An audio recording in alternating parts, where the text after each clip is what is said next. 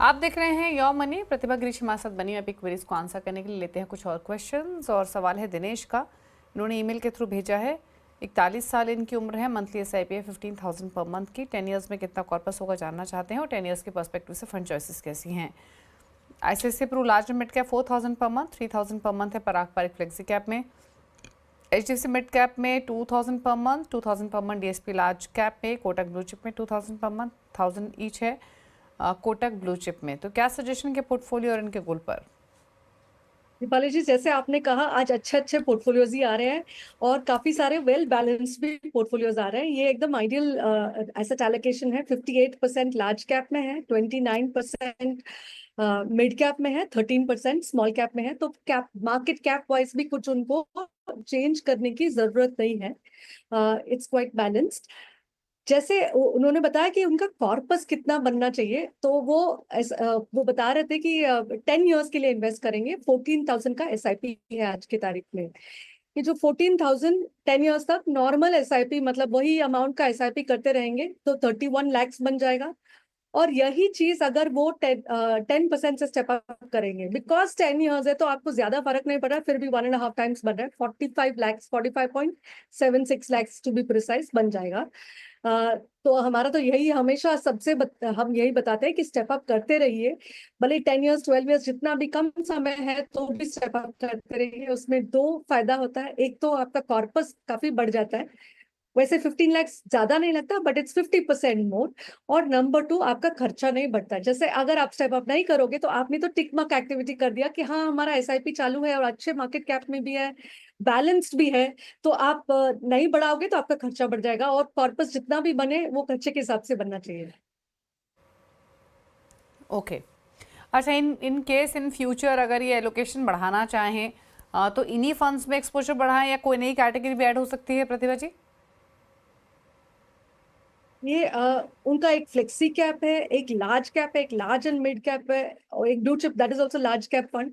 तो इन्हीं फंड्स में कर सकते हैं। फंड सिलेक्शन भी उनका अच्छा है, और यही मात्रा में अगर करेंगे जैसे उन्होंने ऑलरेडी किया है। 58% उनका लार्ज कैप में है, तो जितना भी करना चाहते हैं फ्लेक्सी कैप के जरिए करेंगे। तो फ्लेक्सी कैप आज की तारीख में क्या है, नॉट लाइक प्रीवियसली जो फ्लेक्सी कैप इज नो नाम के लिए फ्लेक्सी कैप है और बहुत सारा लार्ज कैप, ऐसा नहीं है।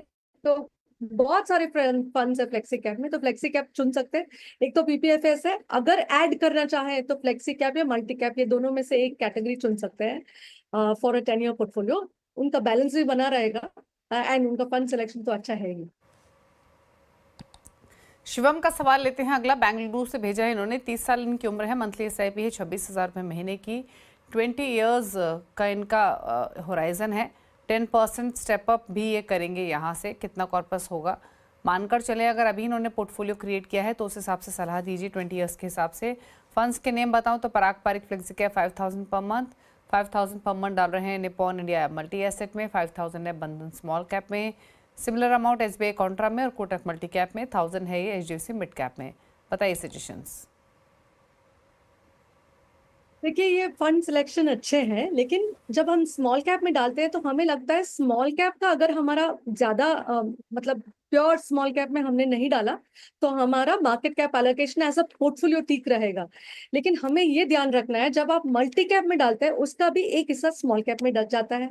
जब आप फ्लेक्सी कैप में डालते हैं या कॉन्ट्रा फंड में डालते हैं उसका भी एक हिस्सा स्मॉल कैप में डालते हैं। तो टोटल आपका जो स्मॉल कैप एक्सपोजर ना, 1/3 है। 33% आपका स्मॉल कैप में एक्सपोजर है। While the fund selection is okay, जरूरी है कि आप थोड़ा ये पोर्टफोलियो को बैलेंस आउट करने के लिए स्मॉल कैप का जो फंड है उसमें से कम करें इन्वेस्टमेंट। क्योंकि आप जो बंधन स्मॉल कैप में कर रहे हैं उसमें while the fund is very good, आप 5,000 का कर रहे हैं। जैसे मिड कैप में आप सिर्फ 1,000 रुपए का कर रहे हैं। वो करेक्ट करने का टाइम अभी नहीं है, बाद में आप मिड कैप में बढ़ा सकते हो, लेकिन स्मॉल कैप जरूर कम करना है। इससे आपका वॉलेटिलिटी भी कम होगा। अगर आप स्टेप अप करोगे और वॉलिटिलिटी एक्सपेक्ट करोगे? आपने बताया कि अब आपने ये भी लिखा है कि आप हमको बताइए कि सिप के साथ क्या क्या टिप्स है, कैसे बने रहना है इसमें। तो जैसे जैसे आप बढ़ा रहे हैं, आप यही ध्यान रखिए कि सिर्फ स्मॉल कैप नहीं, मल्टी कैप, फ्लेक्सी कैप से भी आपका पोर्टफोलियो में स्मॉल कैप का एलोकेशन आएगा। और जहां तक आपका कॉर्पस है, आपने 26,000 रुपीज का सिप आज की तारीख में कर रहे हैं, और टेन्योर जो है बहुत लंबा समय का टेन्योर है, 20 ईयर्स। तो वैल्यू जो सिप सिप का प्योर आप स्टेप अप नहीं भी करोगे तो 2.57 करोड़ बन जाएगा। अगर आप इसको सिर्फ 5% से स्टेप अप करोगे तो 3.31 बन जाएगा, और 10% से करोगे तो 4.84 करोड़ बन जाएगा। काफी बड़ा रकम इकट्ठा करने का एक मौका है, क्योंकि आपके पास समय है। तो इसका पूरा फायदा उठाइए और स्टेप अप करते रहिए, जितना हो सके 10% हो सके तो हो सके 10% कीजिए। अच्छा प्रतिभा जी, एक चीज़ और बताइए, जब यूजुअली हम इन पोर्टफोलियोज को डिस्कस करते हैं और जहाँ पर एक्सट्रीम लॉन्ग टर्म व्यू हो, लाइक 20 ईयर्स 25 ईयर्स, तो आइडली कितने समय में पोर्टफोलियो को रिव्यू करना चाहिए? बिकॉज ऐसा ज़रूरी नहीं है कि जो पोर्टफोलियो, जो फंड्स आज हमने चुने हैं वो 20 साल तक अच्छा ही परफॉर्म करते रहे। फंड मैनेजर्स चेंज होते हैं, स्ट्रैटेजीज चेंज होती हैं, तो आइडल स्ट्रैटेजी क्या है? कितने समय में अपने पोर्टफोलियो, जैसे आज इन्होंने रिव्यू लिया अपने पोर्टफोलियो पर, तो और कितने समय बाद सेकेंड रिव्यू ये ले?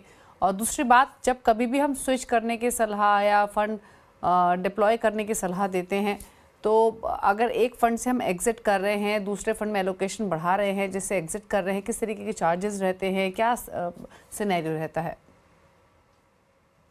What an excellent question Deepali ji. This is, लोग जब बताते हैं ये हमारा 10 साल का पोर्टफोलियो या 20 साल का हो या 5 साल का हो, मेरा मानना है कि हर साल आपको तय करना है एक टाइम, जो आपका न्यू ईयर हो सकता है, बर्थडे हो सकता है, फाइनेंशियल ईयर हो सकता है, रिव्यू करना बहुत जरूरी है। इसलिए नहीं क्योंकि आपको कोई एक्शन लेना है, आपका सिचुएशन चेंज हो चुका होगा, आप अभी रिस्क ले सकते हो ज्यादा या कम ले सकते हो, इसके हिसाब से आपको रीबैलेंस करना जरूरी होता है। आप स्टेप अप भी कर रहे हो तो तभी भी आपको चेक करना है कि आपका आज की तारीख में क्या सिचुएशन है, कहाँ पे आपको स्टेप अप करने की जरूरत है। तो लॉन्ग टर्म पोर्टफोलियो का ये मतलब नहीं है कि आपने एक बार डाल दिया और उसके बारे में भूल गए, 10 साल बाद वापस आप चेक करो, क्योंकि हर फंड का साइकिल होता है। कोई क्वार्टाइल वन मतलब बेस्ट परफॉर्मर फंड्स भी कितने भी अच्छे क्यों ना हो, कभी कभी क्वार्टाइल थ्री और क्वार्टाइल वन फंड्स खरीदे। आपको ये चेक करना है कि अगर आपका फंड परफॉर्म नहीं कर रहा है तो आपको रीजंस चेक करना पड़ेगा कि आप किस कारण ये फंड्स नहीं कर रहे हैं। मार्केट ही अच्छा नहीं कर रहा है, कि आपके फंड में कुछ प्रॉब्लम हो गया, या फंड जो बताया था उन्होंने उसके हिसाब से नहीं चल रहे हैं, अभी बहुत सारा मोमेंटम वगैरह कर रहे हैं, बहुत सारा चेंजेस आ रहा है, उसकी वजह से कर रहे हैं, तो you can make the changes, मतलब स्विच कर सकते हैं। आमतौर पे अगर आपका फंड मैनेजर जो आपने चुना है, जो बताया था वही कर रहे हैं, तो स्विच नहीं करना चाहिए। अगर आपको नया फंड ऐड भी करना है तो मेरा मानना है कि एग्जिस्टिंग फंड्स को रखें वहीं पे, और न्यू फंड्स ऐड कर सकते हैं आप अपने पोर्टफोलियो में।